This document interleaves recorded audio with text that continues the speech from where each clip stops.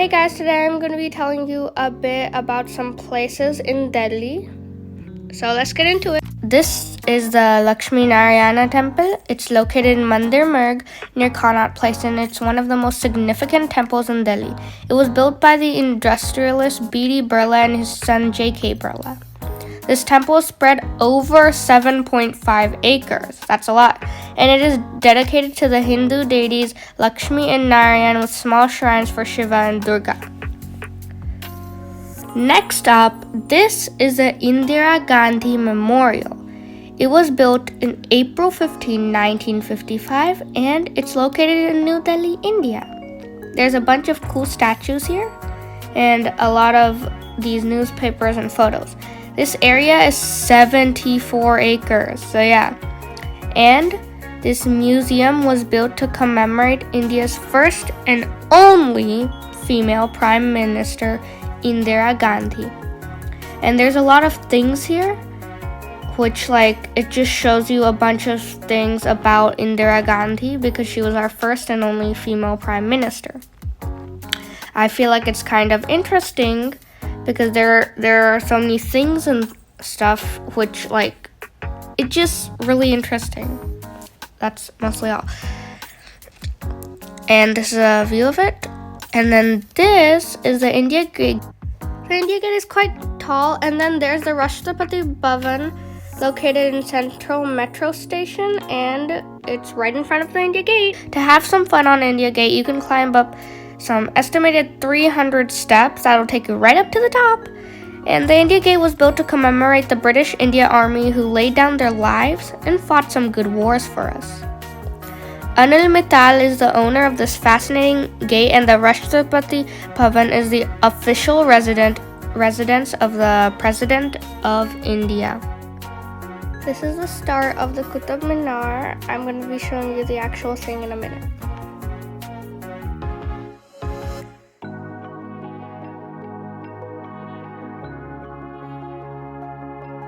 This is a Qutub Minar, which it's more than 1,000 years old, so that's really interesting. It is a 72.5 meter tower.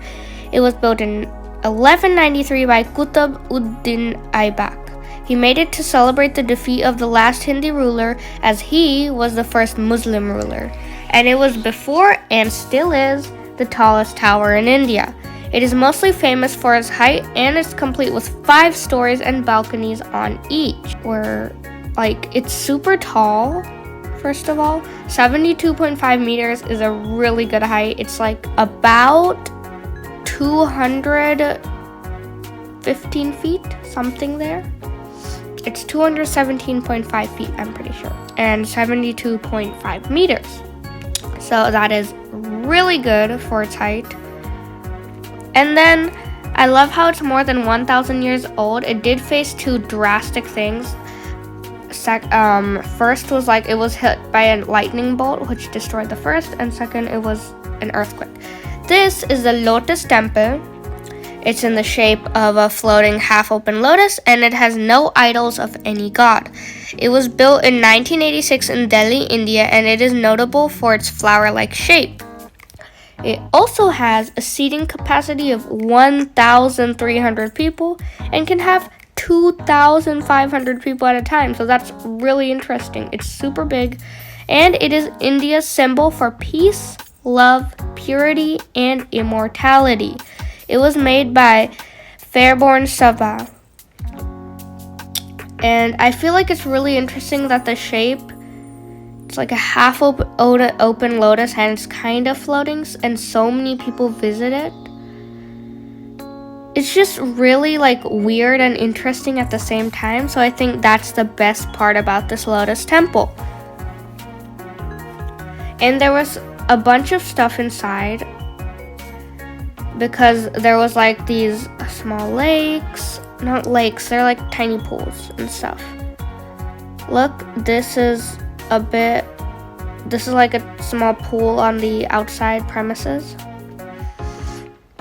Well, not a small pool, I guess you could say. You could say a big pool, maybe. But yeah, it's just it doesn't really represent anything. That's the most interesting part about it. I'm gonna give you a minute to look at this.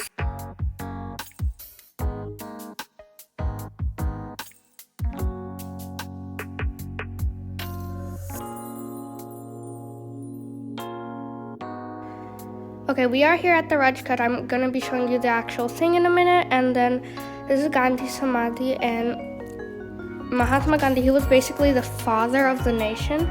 So his death, it was like worldwide known. And there are a few pedestals here which say a bit about the thing.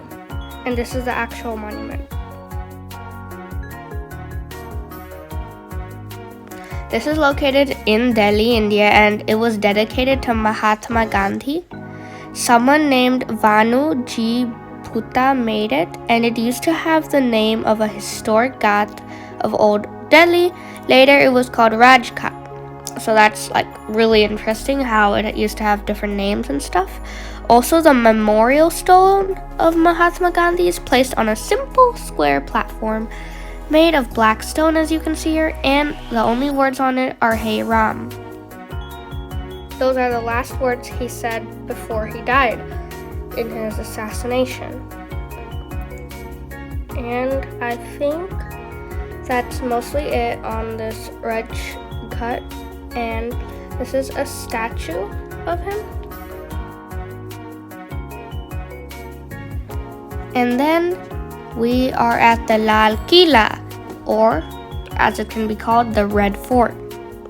It's a historic fort in Old Delhi, India. It served as the main residence of the Mughal emperors, and Emperor Shah Jahan built this beauty for when he shifted his capital from Agra to Delhi.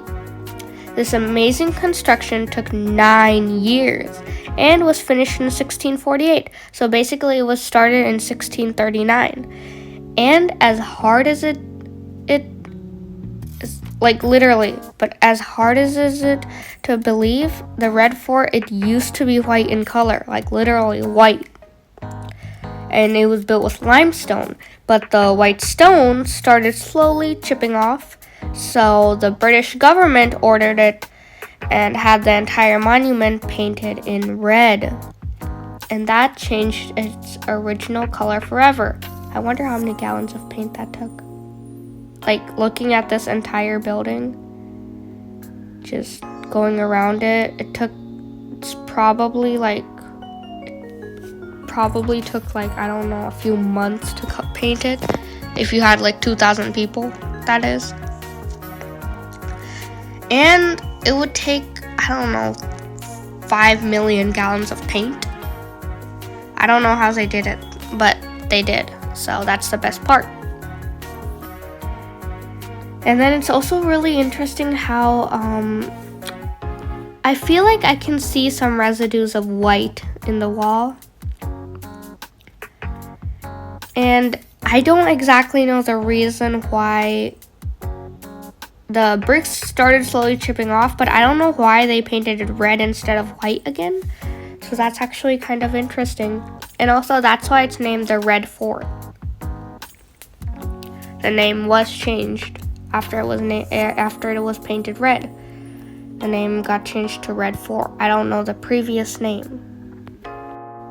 Another reason this Red Fort is a really important place, or Lal Kila, is because on 15th August 1947, the first Prime Minister of India, Jawaharlal Nehru, raised the Indian flag above the Lahore Gate.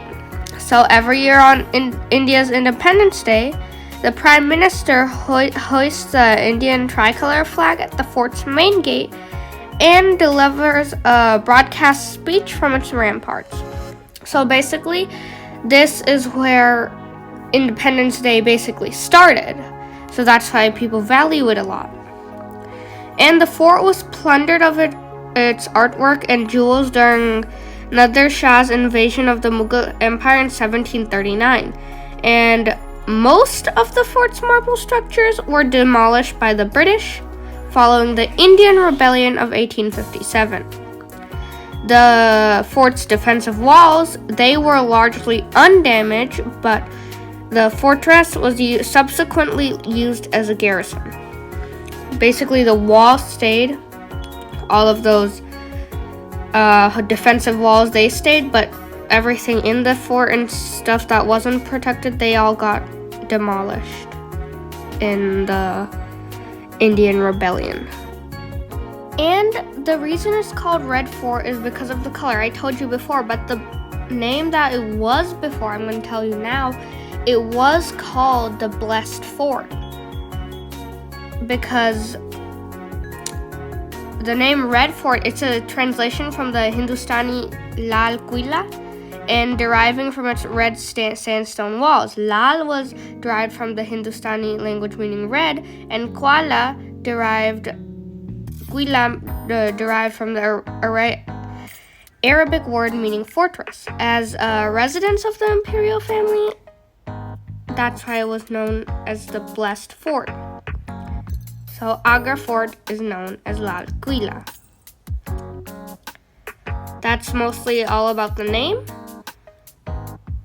And I said it was in 1639, but it was actually started building in May 12th, 1638. But it's approximately 9 years. You can say that.